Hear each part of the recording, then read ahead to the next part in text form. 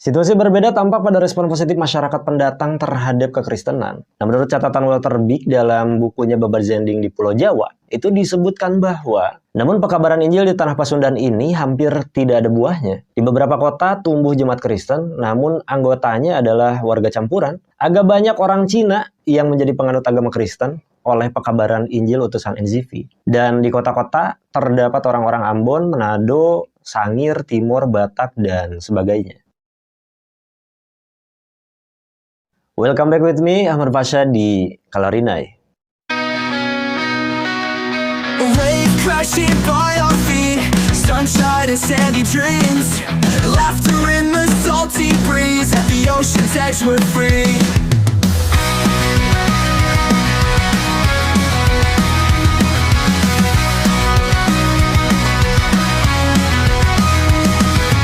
Ya, gimana Go People kabarnya? Semoga kalian baik-baik saja ya. Terutama untuk saudara-saudara kita yang muslim. Karena sebentar lagi akan memasuki bulan suci Ramadan. Semoga kalian tetap diberikan kesehatan oleh Allah Subhanahu wa Ta'ala ya. Oke, Go People, sebelum kita masuk ke pembahasan ya. Untuk kalian nih yang belum subscribe, silahkan subscribe dulu ya. Like, share, komen juga. Dan kalau misalkan kalian belum nonton video sebelumnya, kalian boleh langsung masuk aja ke channelnya Sego ID. Lalu di situ ada playlist kita yang namanya itu Kalarinai. Kalian tinggal lihat aja di situ ada beberapa video ya yang memang berkaitan dengan video saat ini. Oke. Jadi gini Go People, kita awali saja ya dari hal yang sama yang telah dilaporkan oleh Kruger. Kata Kruger bahwa kejadian yang penting adalah masuknya sejumlah orang-orang Tionghoa ke dalam jemaat-jemaat Sunda, sehingga jemaat Pasundan sebenarnya campuran, yaitu Sunda Tionghoa.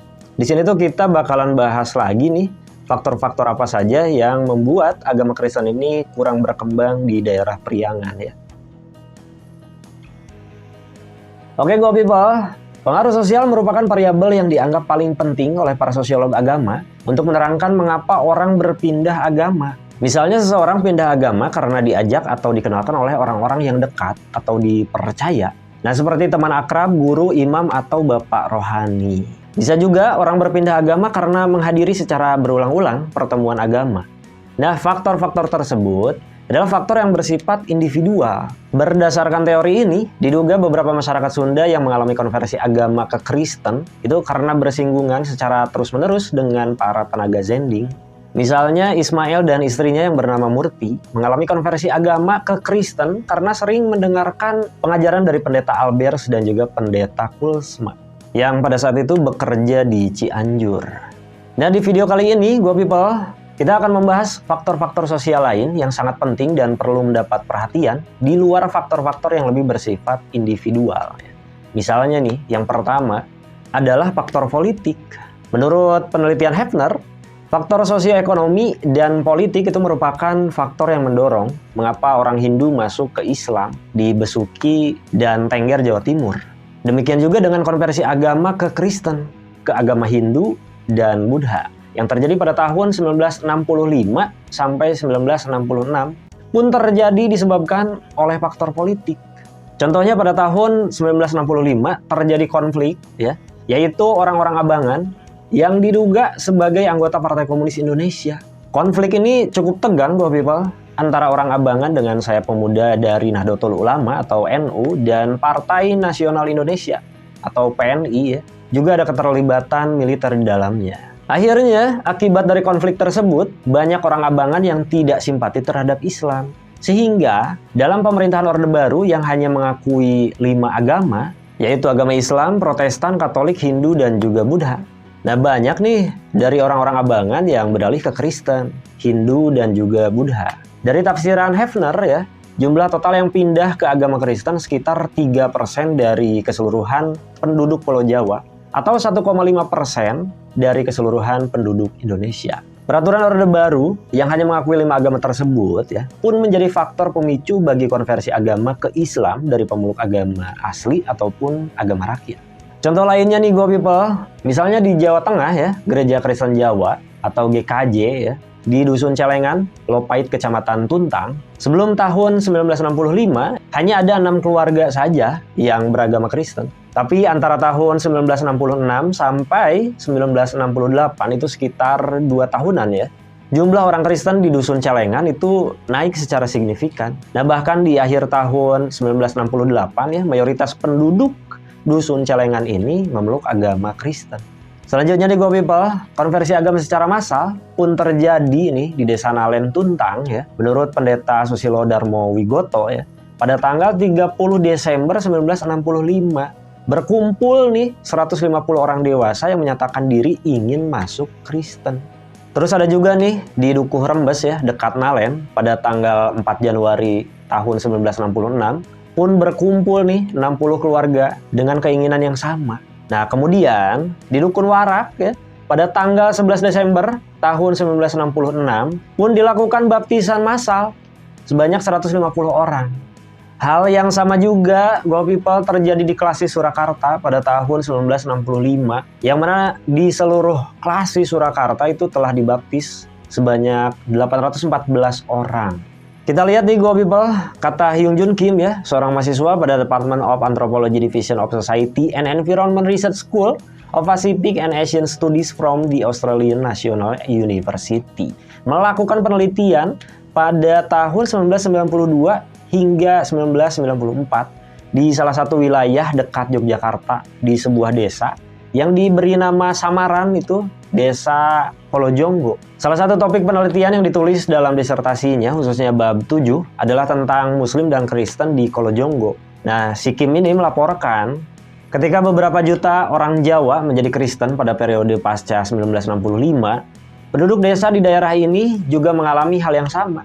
Nah, menurut pegawai gereja Katolik dan Protestan, yang mana orang-orang Kristen di Kolojonggo sebagai anggotanya, terjadi perpindahan massal masyarakat desa yang ingin memeluk Kristen di tahun 1965 hingga 1968. Nah, sehingga mustahil untuk mencatat jumlah yang tepat dari para pelaku yang mengalami konversi agama pada periode itu. Lebih lanjut nih Go People, menurut Kim ya, bahwa antara 1967 dan 1968 baik gereja Protestan maupun Katolik itu membaptis sekitar 394 orang. Diduga faktor politik ini di beberapa kasus ya juga menentukan terjadinya proses konversi agama ke Kristen di Priangan. Tapi Go People, wilayah Priangan jika dibandingkan dengan Jawa Tengah dan Jawa Timur itu bisa dikatakan sebagai wilayah yang tidak begitu parah terkena imbas peristiwa G30 SPKI. Seperti yang disimpulkan oleh Herlina ya, bahwa pada saat itu gerak cepat Gubernur Masudi dan Panglima Ibrahim Aji ternyata membuahkan hasil, yang mana Jawa Barat relatif tidak bergejolak bila dibandingkan dengan apa yang terjadi di Jawa Tengah dan juga Jawa Timur pasca G30 SPKI. Intinya Go People, gejolak politik sebelum maupun sesudah peristiwa G30 SPKI ya, paling tidak telah memberikan pengaruh bagi perpindahan orang-orang Sunda ke agama Katolik maupun agama Kristen. Ya. Sekarang kita lihat hasil penelitian Purnawan Tening Bemas di daerah Subang sampai Lembang. Ya. Tepatnya di Kampung Citepus dan juga Cieuyeub, wilayah Subang, dan Cikidang, wilayah Lembang. Ya ternyata dia tuh menyimpulkan hal yang sama, bahwa ada dua peristiwa yang melatar belakangi mengapa masyarakat Sunda di wilayah tersebut mengalami konversi agama ke Kristen. Katanya sih karena aksi teror dari gerombolan DITII dan peristiwa G30 SPKI. Nah, wujud teror dari gerombolan DITII ini yaitu berupa pembakaran, bahkan sampai pemukatan. Ngeri. Tapi setelah DITII bisa diatasi ya, muncul aksi propaganda Barisan Tani Indonesia yang menggunakan simbol-simbol untuk perjuangan kaum petani. Yang mana simbol-simbol ini ternyata mampu menyedot perhatian penduduk untuk bergabung dengan PKI. Dan bahkan menurut Tening Bemas ya, mayoritas penduduk Kampung Citepus Cieuyeub itu termasuk para pamongnya, mereka terbius oleh bujukan PKI. Selanjutnya kita lihat ada gereja Masehi Advent hari ke-7 di Indonesia, di Jawa Barat, pun mengalami perkembangan. Nah, berdasarkan Warta Gereja Advent hari ke-7 melaporkan bahwa gerakan baru di dalam penarikan jiwa telah berhasil membaptiskan 1.832 orang di Jawa Barat selama kurun waktu sekitar 2 tahunan. Dan mengorganisasi 24 jamaat ya di bawah kepemimpinan Pendeta Mangkei. Ya, tepatnya pada tahun 1965 sampai 1967. Jadi bisa disimpulkan, faktor politik menjadi pendorong bagi terjadinya konversi agama, tapi bisa juga menjadi faktor penghambat ya bagi terjadinya proses konversi agama. Selanjutnya nih Go People, bukan hanya itu, diduga Untuk wilayah Priangan, salah satu alasan mengapa kekristenan tidak bisa berkembang di tengah-tengah masyarakat Priangan karena kebijakan politik Belanda yang tidak mengizinkan tenaga zending bekerja dengan leluasa di daerah Priangan. Ada usaha pembatasan yang dilakukan oleh pemerintahan Belanda terhadap 3 utusan NZP, yaitu Van der Linden, ya, Albers, dan juga Gracius. Yang mana mereka ini tiba di Tanjung Priuk pada tanggal 5 Januari tahun 1863 dan tiba di Bandung ya pada bulan Maret tahun 1863, tetapi tidak mendapat izin untuk bekerja di tengah-tengah masyarakat Sunda. Katanya seperti itu. Nah, sekarang kita masuk ke faktor yang kedua ya. Temuan-temuan Beati ya dalam penelitiannya di wilayah Banyuwangi, Jawa Timur juga mengindikasikan ya bahwa faktor situasi sosial ekonomi memang berpengaruh terhadap konversi agama dari Hindu ke Islam. Misalnya di Go People, kalau dilihat dari tulisannya tuh seperti ini. Ada Pak T ya, seorang pemimpin dusun yang masuk Islam karena desakan anak laki-laki dan juga istrinya. Ia sendiri tidak punya tanah dan hidup menumpang di istrinya. Jadi akses kepada tanah keluarga istrinya itu tergantung pada itikat baiknya. Nah, akhirnya dia sekarang itu menjadi orang yang secara teratur pergi ke masjid. Ya, berarti dipastikan si Pak T ini sudah masuk ke agama Islam gitu, dari Hindu. Ya, diduga nih Go People, faktor sosial ekonomi juga menjadi salah satu faktor nih yang memicu mengapa masyarakat Sunda mengalami konversi agama ke Kristen. Menurut Albers nih, tenaga zending di Cianjur, melaporkan setelah 12 tahun bekerja nih, terdapatlah sekarang 4 orang Kristen di Cianjur. Di antaranya seorang yang bisu dan juga tuli. Dari laporan Albers ini, diduga bahwa masyarakat Sunda yang mengalami konversi agama ke Kristen berasal dari status sosial ekonomi kelas bawah. Go People. Oke, selanjutnya di Go People, faktor yang ketiga ya, yaitu faktor sosio-religius masyarakat. Dalam sejarah gereja, terbukti nih bahwa kekristenan di tempat-tempat di mana sudah terdapat agama yang kuat, terorganisasi, dan menjadi agama negara, maka kekristenan itu sulit untuk berkembang. Kata Van den Ende ya, dalam bukunya Sejarah Gereja Asia, itu menyimpulkan bahwa pertentangan kekristenan di Asia itu jauh lebih kuat daripada di Eropa. Pada waktu kekristenan menyebar ke Eropa, wilayah ini masih memeluk agama suku. Nah, karena di Asia nih sudah terdapat agama-agama yang tinggi dan sudah menjadi agama negara, misalnya agama Zoroaster ya, Islam, Hindu, Buddha, dan Konghucu.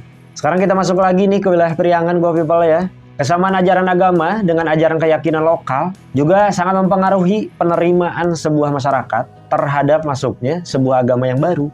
Kalau menurut TK Jati ya, mengapa masyarakat Sunda umumnya menolak berganti agama ketika agama Kristen diperkenalkan?